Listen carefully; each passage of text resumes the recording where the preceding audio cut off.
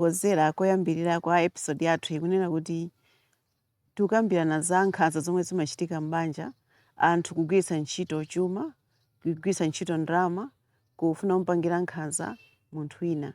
Nthawi zambiri timaona ngati kuti si nkhanza, timaona ngati kuti basi tikungokhala moyo umenewo, mwina sitimaziwa kuti ni nkhanza zimenezozo. Patsogolo pake zinthu zimenezi zimapanga affect anthu omwe tikuwapangira nkhanzawo, zimapanga affect munjira zosiyanasiyana. Tinakambirana kumbuyoko zomwe nkhanza imachitira kwa ana makamaka kuti mukamachitira nkhanza nyumba, ana nkumaona nkhanza zomwe zimapangira affect zonse zitakhala tikukambirana. Ndi lero tifuna tikambirane kodi nkhani ya ndalama ndi nkhanza ya mtundu wanji yomwe ingachitike m'banja. Mwachitsanzo napereka chitsanzo kunena kuti munthu ukulera ana m'nyumba, ndiwo munthu wamamuna, mkazi wako ali momwemo, komanso muli ana achibale omwe mukuwalera m'nyumba. Mmadziwa kwathu kuno timakhala communal lives, ndi ana ukusunga kuti wathandizire mwina wathandizire pa skulu ndi zofunika zina ndi zina. Mapeto ake inuyo mukamaona abambo, kumaona ana atsikanaja, maona ngati akazi. Nthawi ya fizi yako anatiye ndifuna fizi ankolo, basi mumamuwuza mwana tigonani kaye kuti ndikupase fizi. Zinthu ngati zimenezozo ni nkhanza kwa wana komanso kwa azinzathu ena ndi ena. Nthawi zina mwina si ana achibale okha, antchito amene wantchito mwamulemba komanso mufuna mugwiritse ntchito ndalama zanu kuti mumpangire nkhanza pofunanso kumugona. Imeneyi ni nkhanza. Muona ngati mukumuthandiza, mukumupasa ndalama za extra, koma mumakhala ndithu kumpangira nkhanza. Now, Efeso chapter 5 verse yake ya 25 ikunena kuti husbands love your wives just as Christ loves the church and gave up himself to make her holy, cleansing her by the washing with water through the word, and to present her to himself as a radiant church without stain or wrinkle or any other blemish, but holy and blameless. Mawawa kwenikweni tukhazike kwambiri foti ndi za mbanja. Munga ndafotokozera kuti lero tukambirana za abuse ambanja centered on finance abuse. Bible unena mosapyatira mwa mvemvemve mwa chuchuchu kuti abambo amuna kondani akazi anu monga amene Khristu amayikondera mpingo wake. Khristu anawukonda mpingo, anachoka kumwamba kubwera pa dziko lapansi kuzafa, kuzafera ino ndi ine kuti tikhale nawo moyo wosatha. Komanso ino azibambo akupemphani kuti akondeni akazi anu monga momwe Khristu amakondera ife ngati mpingo. Choncho chili kwa ino azibambo kuti muonetsetse kuti mukakwatira kodi Mulungu amayembekezera chani kwa inu.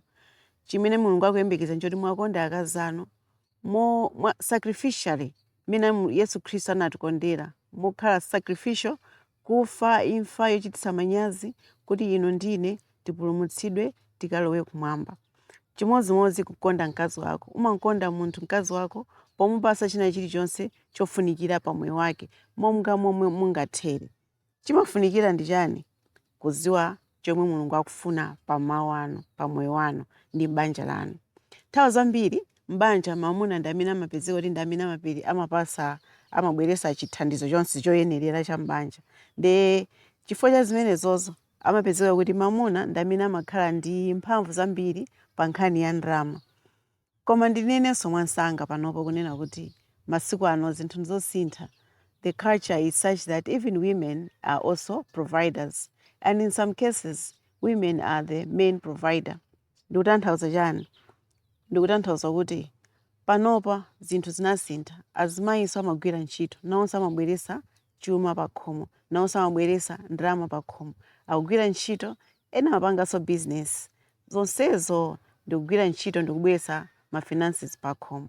Now, ngati zinthu zili choncho, zikhozothekanso kuti azimayi atha kumpanga nkhanza mamuna pogwiritsa ntchito ndalama. Abambo akhozanso kumpanga nkhanza mkazi pogwiritsa ntchito ndalama zawo kapena mphamvu zawo zomwe iwo ali nazo m'banja. Nthawi zambiri ndalama zimampasa munthu mphamvu zapadera. Munthu yemwe ali ndi ndalama akhoza kungolamulira, akhoza kungonena pangani ichi, aliyense amamvera, aliyense amalumpha. Chifukwa kuti ameneyo amapereka ndalama. Ena mwina nkutheka kufamily kwanu nonse ndoti sanapite ku sukulu, koma wopita ku sukulu ndi munthu mmodzi amene waphunzira kwambiriyo. Ndiye ngati chilichonse chomwe atayankhule aliyense amatani amamvera. Ndiye ngakhale akhati wanena zolakwika palibe amene amatani amatsutsana naye. Chimodzimodzinso azimayi, ngakhale kuti mamuna sagwira ntchito, ndiwe wekha amene ogwira ntchito kapena ndiwe wekha amene opanga business, amathanso kukhala ena azimayi opanga nkhanza kwa azimunawo. Kodi zinthu ngati zimenezizi tingaziwunikire bwanji? Tiyeni tipite ku commercial break.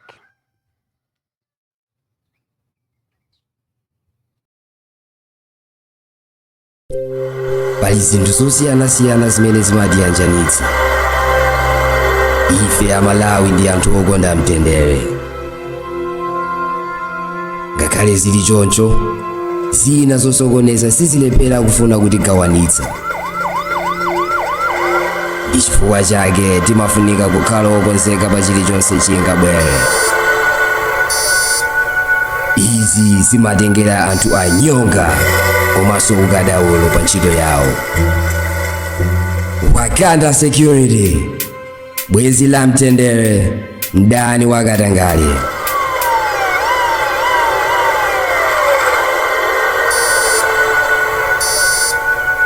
Tiyimbireni 0998 123 900, 0998 123 900. Welcome back.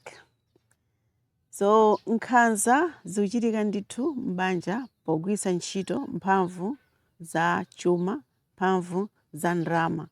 Mkazi ngati ali yekha akubweretsa chakudya pa khomo, akubweretsa ndalama pa khomo, akhozanso kumuzunza mamuna.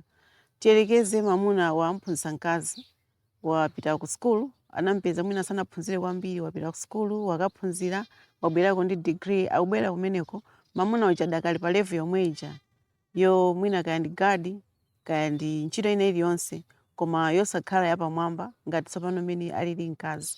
Akabwera mmeneko akhoza kumuwuza kuti sinu klasi yanga, akugwiritsa ntchito mphamvu ya ndalama zomwe tsopano akupeza, ndikumuona mnzake uja kuona ngati ndopanda phindu, salinso klasi imodzi.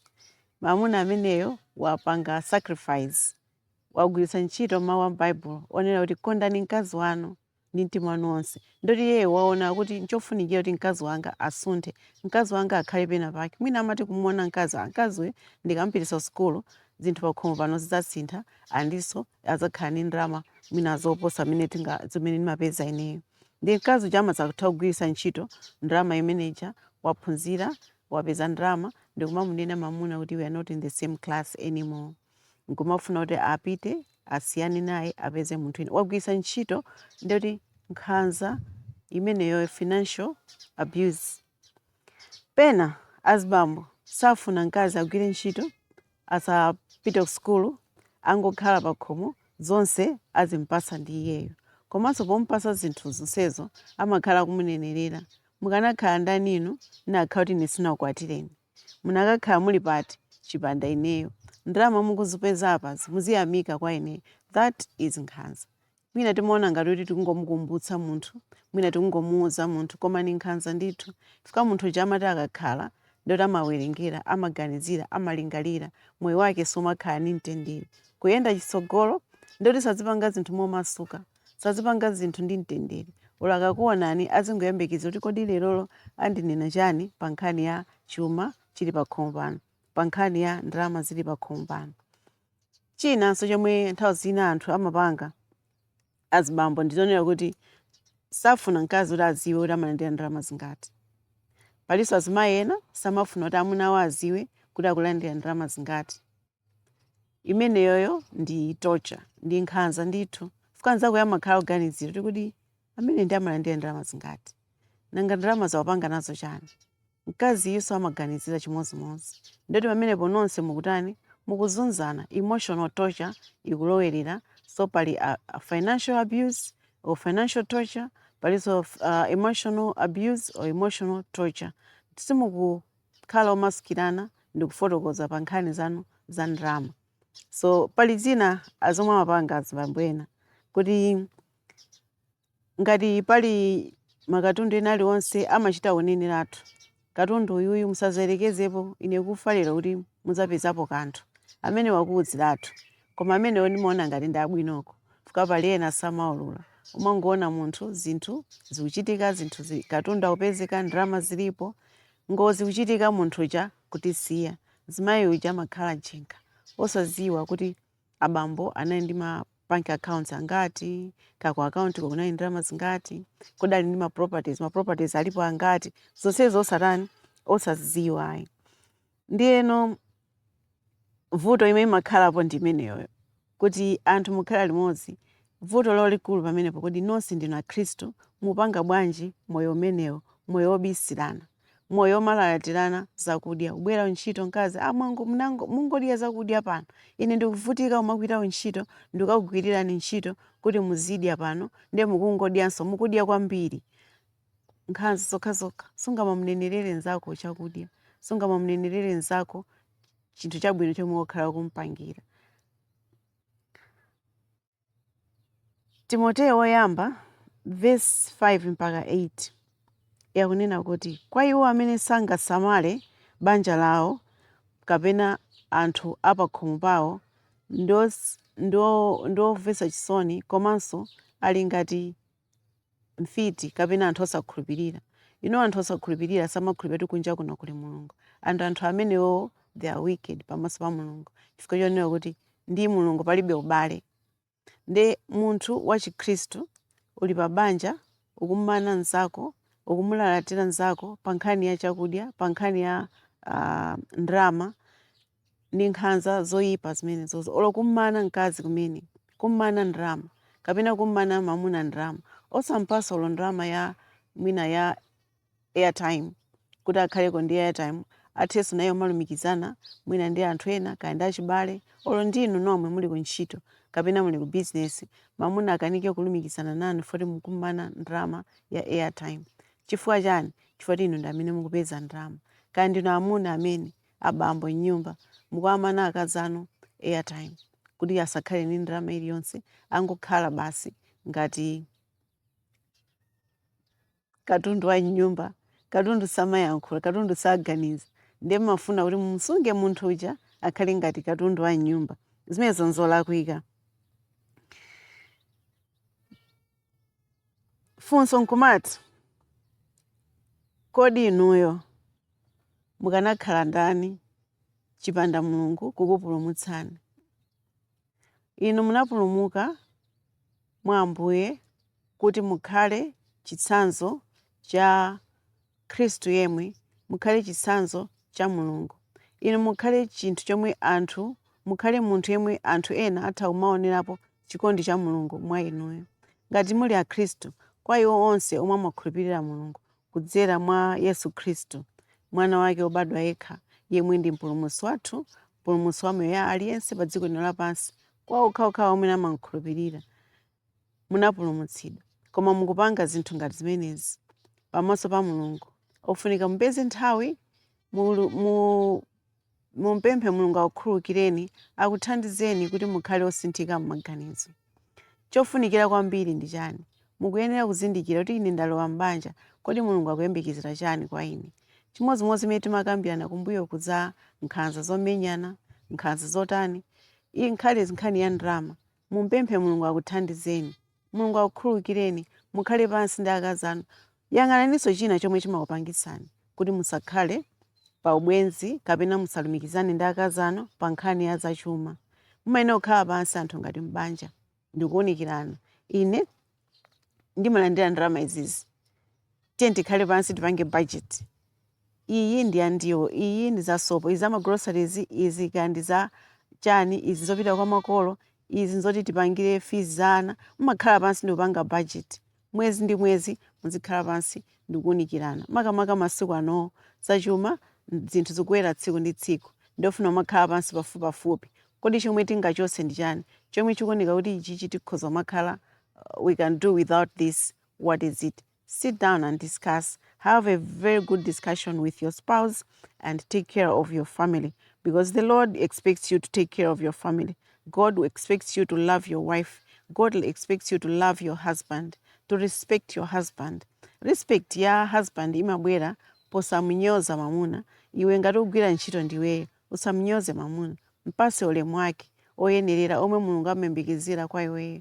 Ndalama zafika, bambo ndalama ndi izi, khala tiye tikhale pansi pangani budget, otiye tipange budget. Nthawi zina amapezera kuti mamuna ndi amene amadziwa panga bwino budget, kapena nthawi zina amakhala kuti ndi mkazi ndimwe amadziwa bwino panga budget, kapena nonse amene muli ndi mphaso yokhala pansi ndi kupanga budget bwinobwino, khalani pansi ndi kupanga zimenezozo. Muonetsetse kuti mukondana wina ndi mnzake. Akhristu mukhale zitsanzo zoyenerera kwa anthu onse omwe amakuonani, komanso kwa akhristu anzanu. Nanga ngati mkazi ndiye yekha agwira ntchito pa khomo, azikhala bwanji? Choyamba, apereke ulemu pokhala pansi kwa mamuna ndi kumuonetsa kuti ndalama zabwera ndi izi, tiyeni tikambirane. Mamunanso akhale pansi, ndalama ndi izi zomwe talandira akazanga, tiyeni tipange budget, tikambirane, zinthu zikhale bwino. Ana omwe tikuwasunga pa khomo tisapange nkhanza powanyengerera ndi ndalama zathu kuti alandire fees. Fees yawo ngati Mulungu akudalitsani kuti mutha kuwalipirira fees, alipirireni fees. Musapange zoti mugwanane nawo kuti muwalipirire fees. Zimene zimawononga miyoyo yawo, komanso zimakuwonongerani inuyo mbiri yanu. Fika makhala ndi kukanena ndithu nthawi zina. Ine ngati mphungu ndimakumana nazo zimenezo, amandifotokozera, ndili ndi mkwiyo, sinakhulukire anko langa, anandipanga izi pa nthawi yeni makhala nawo, koma mpaka lero ndikaona mtima umandiwawa, ndimaliphira kuti ndipanga nawo bwanji, ndi timakambirana zoti akachite. Ambuye akuthandizeni, Ambuye atisogolere. Sankhani kupanga chisankho chabwino, wonetsetsani kuti simugwiritsa ntchito ndalama zanu pozunza anthu ena apa banja panu. Zikomo kwambiri. Pali zinthu zosiyanasiyana zimene zimatiyanjanitsa ife Amalawi ndi anthu okonda mtendere. Ngakhale zili choncho, zina zosokoneza sizilephera kufuna kutigawanitsa. Ndi chifukwa chake timafunika kukhala okonzeka pa chilichonse chingabwere. Izi zimatengera anthu anyonga komanso ukadaulo pa ntchito yawo. Wakanda Security, bwezi la mtendere, mdani wa Katangale.